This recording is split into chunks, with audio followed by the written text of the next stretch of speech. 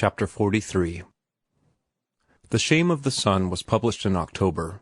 As Martin cut the cords of the express package and the half-dozen complimentary copies from the publisher spilled out on the table, a heavy sadness fell upon him. He thought of the wild delight that would have been his, had this happened a few short months before, and he contrasted that delight that should have been with his present uncaring coldness. His book, his first book, and his pulse had not gone up a fraction of a beat, and he was only sad. It meant little to him now. The most it meant was that it might bring some money, and little enough did he care for money. He carried a copy out into the kitchen and presented it to Maria. "I did it," he explained, in order to clear up her bewilderment. "I wrote it in the room there, and I guess some few quarts of your vegetable soup went into the making of it. Keep it, it's yours. Just to remember me by, you know." He was not bragging, not showing off. His sole motive was to make her happy, to make her proud of him, to justify her long faith in him. She put the book in the front room, on top of the family Bible. A sacred thing was this book her lodger had made, a fetish of friendship. It softened the blow of his having been a laundryman, and though she could not understand a line of it, she knew that every line of it was great. She was a simple, practical, hard-working woman, but she possessed faith in large endowment. Just as emotionlessly as he had received The Shame of the Sun, did he read the reviews of it that came in weekly from the clipping bureau. The book was making a hit, that was evident. It meant more than gold in the money sack. He could fix up Lizzie, redeem all his promises, and still have enough left to build his little grass-walled castle. Singletree, Darnley and Company had cautiously brought out an edition of 1,500 copies, but the first reviews had started a second edition of twice that size through the presses, and ere this was delivered, a third edition of 5,000 had been ordered. A London firm made arrangements by cable for an English edition, and hot-footed upon this came the news of French, German, and Scandinavian translations in progress. The attack upon the Maeterlinck school could not have been made at a more opportune moment. A fierce controversy was precipitated. Saleeby and Hackle endorsed and defended The Shame of the Sun, for once finding themselves on the same side of a question. Crooks and Wallace ranged up on the opposing side, while Sir Oliver Lodge attempted to formulate a compromise that would jibe with his particular cosmic theories. Maeterlinck's followers rallied around the standard of mysticism. Chesterton set the whole world laughing with a series of alleged, non-partisan essays on the subject, and the whole affair, controversy and controversialists, was well nigh swept into the pit by a thundering broadside from George Bernard Shaw. Needless to say, the arena was crowded with hosts of lesser lights, and the dust and sweat and din became terrific. "It is a most marvelous happening," Singletree, Darnley and Company wrote Martin. "A critical philosophic essay selling like a novel. You could not have chosen your subject better, and all contributory factors have been unwarrantedly propitious. We need scarcely to assure you that we are making hay while the sun shines. Over 40,000 copies have already been sold in the United States and Canada, and a new edition of 20,000 is on the presses. We are overworked trying to supply the demand. Nevertheless, we have helped to create that demand. We have already spent $5,000 in advertising. The book is bound to be a record breaker. Please find herewith a contract in duplicate for your next book, which we have taken the liberty of forwarding to you. You will please note that we have increased your royalties to 20%, which is about as high as a conservative publishing house dares to go. If our offer is agreeable to you, please fill in the proper blank space with the title of your book. We make no stipulations concerning its nature. Any book on any subject. If you have one already written, so much the better. Now is the time to strike. The iron could not be hotter. On receipt of signed contract, we shall be pleased to make you an advance on royalties of $5,000. You see, we have faith in you, and we are going in on this thing big. We should like also to discuss with you the drawing up of a contract for a term of years, say 10, during which we shall have the exclusive rights of publishing in book form all that you produce, but more of this anon." Martin laid down the letter and worked a problem in mental arithmetic, finding the product of 15 cents times 60,000 to be $9,000. He signed the new contract, inserting "the smoke of joy" in the blank space, and mailed it back to the publishers along with the 20 storiettes he had written in the days before he discovered the formula for the newspaper storiette. And promptly as the United States mail could deliver and return, came Singletree, Darnley and Company's check for $5,000. "I want you to come downtown with me, Maria, this afternoon at 2:00, Martin said, the morning the check arrived. "Or, better, meet me at 14th and Broadway at 2:00. I'll be looking out for you." At the appointed time she was there, but shoes was the only clue to the mystery her mind had been capable of evolving, and she suffered a distinct shock of disappointment when Martin walked her right by a shoe store and dived into a real estate office. What happened thereupon resided forever after in her memory as a dream. Fine gentlemen smiled at her benevolently as they talked with Martin and one another. A typewriter clicked. Signatures were affixed to an imposing document. Her own landlord was there too, and affixed his signature. And when all was over and she was outside on the sidewalk, her landlord spoke to her, saying, "Well, Maria, you won't have to pay me no $7.50 this month." Maria was too stunned for speech. "Or next month, or the next, her landlord said. She thanked him incoherently, as if for a favor. And it was not until she had returned home to North Oakland and conferred with her own kind, and had the Portuguese grocer investigate, that she really knew that she was the owner of the little house in which she had lived and for which she had paid rent so long. "Why don't you trade with me no more?" the Portuguese grocer asked Martin that evening, stepping out to hail him when he got off the car, and Martin explained that he wasn't doing his own cooking any more, and then went in and had a drink of wine on the house. He noted it was the best wine the grocer had in stock. "Maria," Martin announced that night, "I'm going to leave you, and you're going to leave here yourself soon. Then you can rent the house and be a landlord yourself. You've a brother in San Leandro or Hayward's, and he's in the milk business. I want you to send all your washing back unwashed, understand? Unwashed. And go out to San Leandro tomorrow, or Hayward's, or wherever it is, and see that brother of yours. Tell him to come and see me. I'll be stopping at the Metropole downtown in Oakland. He'll know a good milk ranch when he sees one."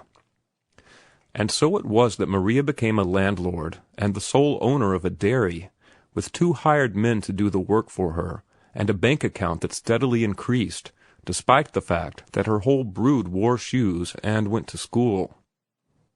Few persons ever meet the fairy princes they dream about, but Maria, who worked hard and whose head was hard, never dreaming about fairy princes, entertained hers in the guise of an ex-laundryman.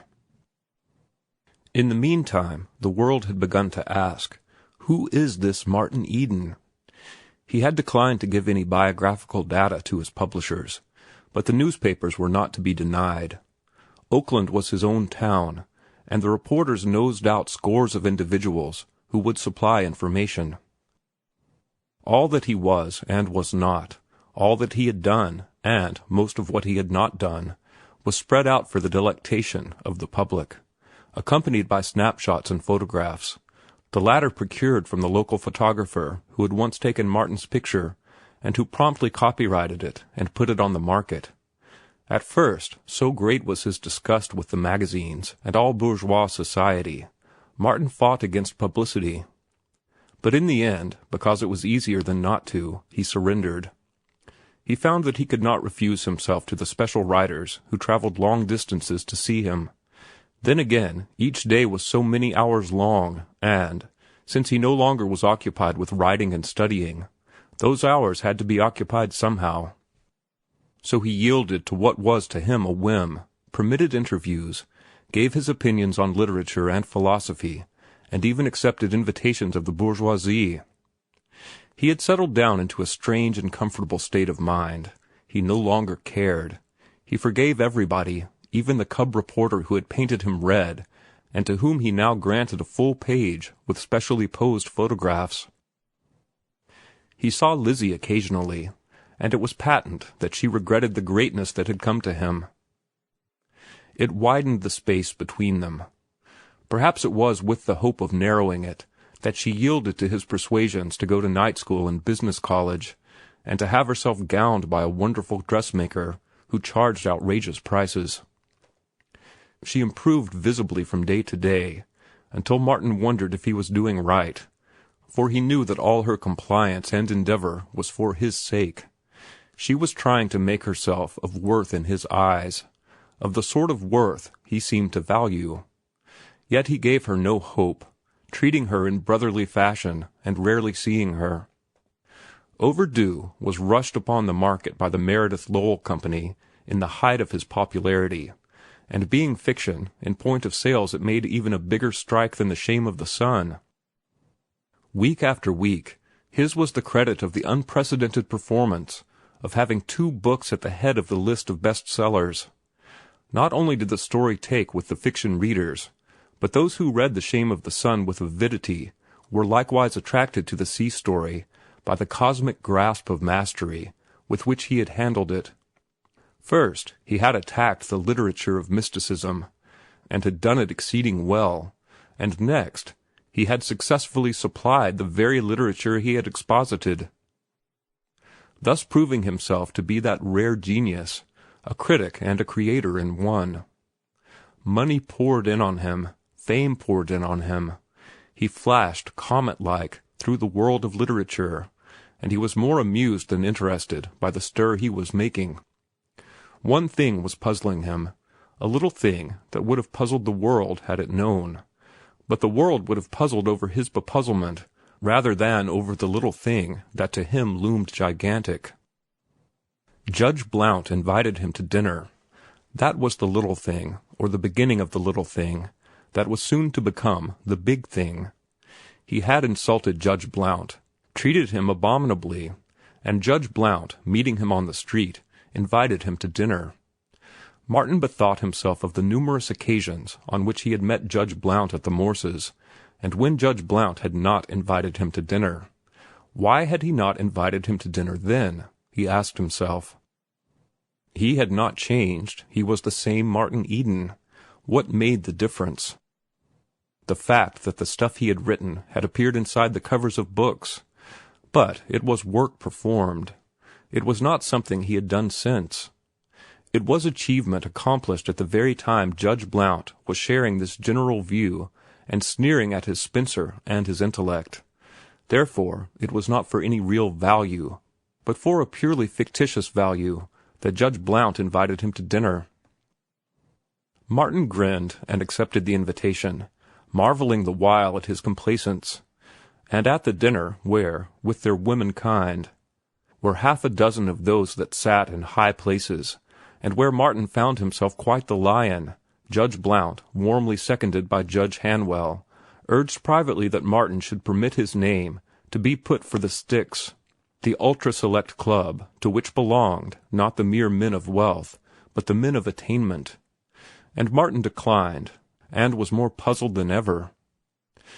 He was kept busy disposing of his heap of manuscripts. He was overwhelmed by requests from editors. It had been discovered that he was a stylist, with meat under his style. The Northern Review, after publishing The Cradle of Beauty, had written him for 6 similar essays, which would have been supplied out of the heap had not Burton's Magazine, in a speculative mood, offered him $500 each for 5 essays. He wrote back that he would supply the demand, but at $1,000 an essay. He remembered that all these manuscripts had been refused by the very magazines that were now clamoring for them.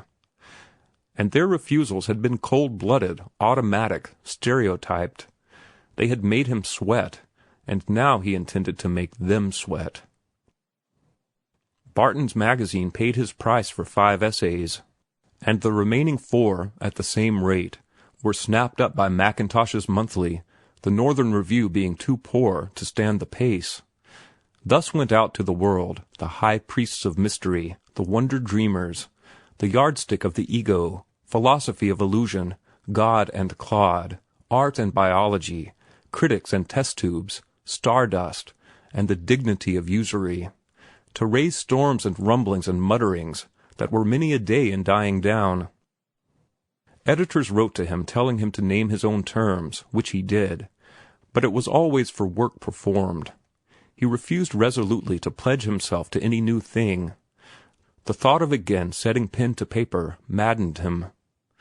He had seen Brissenden torn to pieces by the crowd, and despite the fact that him the crowd acclaimed, he could not get over the shock nor gather any respect for the crowd. His very popularity seemed a disgrace and a treason to Brissenden. It made him wince, but he made up his mind to go on and fill the money bag. He received letters from editors like the following. About a year ago we were unfortunate enough to refuse your collection of love poems. We were greatly impressed by them at the time, but certain arrangements already entered into prevented our taking them. If you still have them, and if you will be kind enough to forward them, we shall be glad to publish the entire collection on your terms. We are also prepared to make a most advantageous offer for bringing them out in book form. Martin recollected his blank verse tragedy, and sent it instead. He read it over before mailing, and was particularly impressed by its sophomoric amateurishness and general worthlessness. But he sent it, and it was published, to the everlasting regret of the editor. The public was indignant and incredulous. It was too far a cry from Martin Eden's high standard to that serious bosh. It was asserted that he had never written it, that the magazine had faked it very clumsily, or that Martin Eden was emulating the elder Dumas, and at the height of success was hiring his writing done for him. But when he explained that the tragedy was an early effort of his literary childhood, and that the magazine had refused to be happy unless it got it, a great laugh went up at the magazine's expense, and a change in the editorship followed. The tragedy was never brought out in book form, though Martin pocketed the advance royalties that had been paid. Coleman's Weekly sent Martin a lengthy telegram, costing nearly $300, offering him $1,000 an article for 20 articles. He was to travel over the United States with all expenses paid, and select whatever topics interested him. The body of the telegram was devoted to hypothetical topics in order to show him the freedom of range that was to be his. The only restriction placed upon him was that he must confine himself to the United States. Martin sent his inability to accept and his regrets by wire, collect. Weeky Weeky, published in Warren's Monthly, was an instantaneous success. It was brought out forward in a wide-margined, beautifully decorated volume that struck the holiday trade and sold like wildfire. The critics were unanimous in the belief that it would take its place with those two classics by two great writers, The Bottle Imp and The Magic Skin. The public, however, received the Smoke of Joy collection rather dubiously and coldly. The audacity and unconventionality of the storiettes was a shock to bourgeois morality and prejudice. But when Paris went mad over the immediate translation that was made, the American and English reading public followed suit and bought so many copies that Martin compelled the conservative house of Singletree, Darnley and Company to pay a flat royalty of 25% for a third book, and 30% flat for a fourth. These two volumes comprised all the short stories he had written, and which had received, or were receiving, serial publication. The Ring of Bells and his horror stories constituted one collection. The other collection was composed of Adventure, The Pot, The Wine of Life, The Whirlpool, The Jostling Street, and 4 other stories. The Lowell Meredith Company captured the collection of all his essays, and the Maximilian Company got his sea lyrics and The Love Cycle, the latter receiving serial publication in the Ladies' Home Companion after the payment of an extortionate price. Martin heaved a sigh of relief when he had disposed of the last manuscript. The grass-walled castle and the white coppered schooner were very near to him. Well, at any rate, he had discovered Brissenden's contention that nothing of merit found its way into the magazines. His own success demonstrated that Brissenden had been wrong, and yet, somehow, he had a feeling that Brissenden had been right, after all. The Shame of the Sun had been the cause of his success more than the stuff he had written. That stuff had been merely incidental. It had been rejected right and left by the magazines. The publication of The Shame of the Sun had started a controversy and precipitated the landslide in his favor. Had there been no Shame of the Sun, there would have been no landslide. And had there been no miracle in the go of The Shame of the Sun, there would have been no landslide. Singletree, Darnley and Company attested that miracle. They had brought out a first edition of 1,500 copies and been dubious of selling it. They were experienced publishers, and no one had been more astounded than they at the success which had followed. To them it had been in truth a miracle. They never got over it, and every letter they wrote him reflected their reverent awe of that first mysterious happening. They did not attempt to explain it. There was no explaining it. It had happened. In the face of all experience to the contrary, it had happened.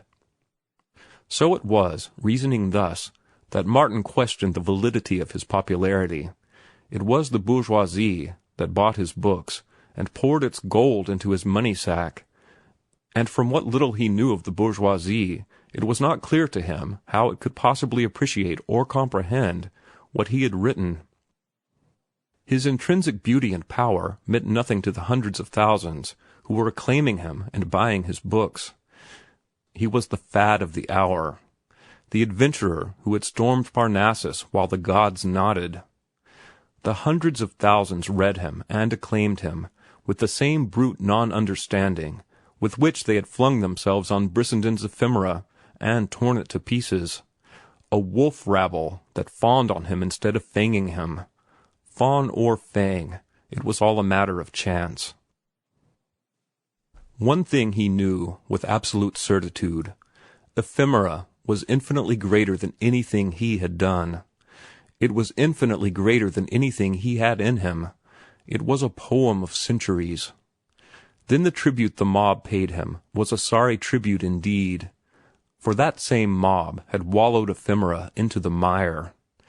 He sighed heavily and with satisfaction. He was glad the last manuscript was sold, and that he would soon be done with it all.